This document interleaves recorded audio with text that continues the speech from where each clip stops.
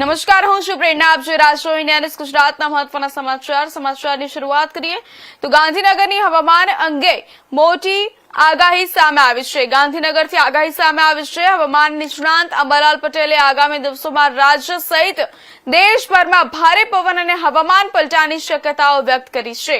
હવામાન નિષ્ણાંત અંબાલાલ પટેલના જણાવ્યા મુજબ 28 તારીખથી એક મજબૂત પશ્ચિમી વિક્ષેપ સક્રિય થવાનો છે, જેના કારણે ઉત્તર ભારતના જમ્મુ કાશ્મીર, પંજાબ, હરિયાણા અને રાજસ્થાનમાં ભારે પવન અને હવામાનમાં ફેરફાર જોવા મળશે. રાજસ્થાનમાં પવનની ગતિ 60 થી 70 કિલોમીટર પ્રતિ કલાક સુધી પહોંચી શકે છે. આ અસર ઉત્તર ગુજરાત સુધી પણ પહોંચવાની શક્યતા છે, જ્યાં 50 થી 60 કિલોમીટર પ્રતિ કલાકની ઝડપે પવન ફૂંકાઈ શકે છે. સાથે જ ઉત્તર ભારતના કેટલાક વિસ્તારોમાં મેઘગર્જના, કરા અને વીજળી સાથે વરસાદ પણ થઈ શકે છે. આ સિસ્ટમની અસર મધ્યપ્રદેશ થઈને દક્ષિણ ભારતના કેરળ સુધી જોવા મળી શકે છે.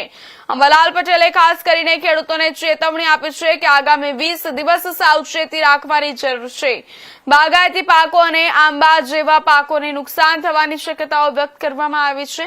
ગુજરાતના ઉત્તર ભાગો, કચ્છ, બનાસકાંઠા, સાબરકાંઠા, અરવલ્લી, મહીસાગર તેમજ પૂર્વ ગુજરાતમાં કમોસમી વરસાદ અને તોફાની પવન ફૂંકાવાની શક્યતા છે.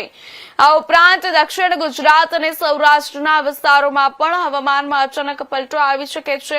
કેટલીક જગ્યાએ તોફાની પવનના કારણે કાચા મકાનોને પણ નુકસાન થવાની શક્યતાઓ દર્શાવવામાં આવી છે. દેશ સહિત ગુજરાત માટે આંકડા છે.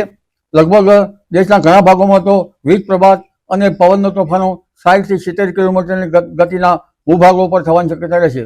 જ્યારે આ મજબૂત પશ્ચિમ વિક્ષોભ દેશના ઉત્તરીય પર્વતીય પ્રદેશોમાં પણ આવવાની શક્યતા રહેશે, જેના કારણે ઉત્તર ભારતના હિમાલયના ટોચના ભાગો, પંજાબ, હરિયાણા, રાજસ્થાન, દિલ્હી છે, રાજસ્થાનના ભાગો સુધીમાં તેની અસર થવાની શક્યતા રહેશે.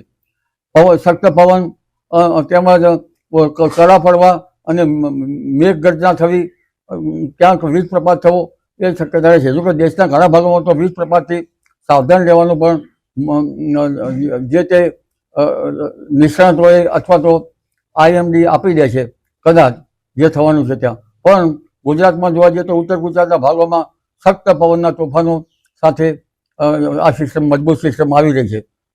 લગભગ કેટલાક રાજસ્થાનના કેટલાક સંલગ્ન ભાગોમાં તો 60 થી 70 કિલોમીટરનો પવન ફૂંકાઈ શકે છે અને નીચેના ભાગમાં 50 થી 60 કિલોમીટરનો પવન ફૂંકાઈ શકે છે. કાચા મકાનના સાપડા ઉડાડી દે તેવી આ પવનની ગતિ હશે.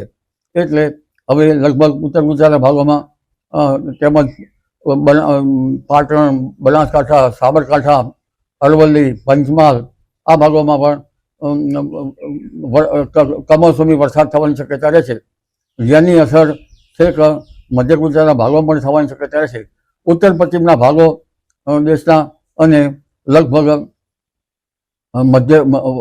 કેટલાક વડોદરાના ભાગો અને અમદાવાદ, ગાંધીનગરના ભાગો સુધી પણ તેની અસર થવાની શક્યતા રહેશે. પશ્ચિમ સૌરાષ્ટ્રના ભાગોમાં પણ અસર થવાની શક્યતા રહેશે. કચ્છના ભાગોમાં પણ સખ્ત પવનના તોફાનો થશે. એટલે ધીરે ધીરે આ સિસ્ટમ તો સૌરાષ્ટ્રમાં અંદર પ્રવેશ કરી જાય તો સૌરાષ્ટ્રના દરિયા કિનારાના ભાગોમાં પણ પવન ફૂંકાય. આ સિસ્ટમની અસર છેક અરબ સાગરના ભેજ અને ઉપરથી સિસ્ટમ છેક કેરળ સુધીમાં એની અસર રહેશે.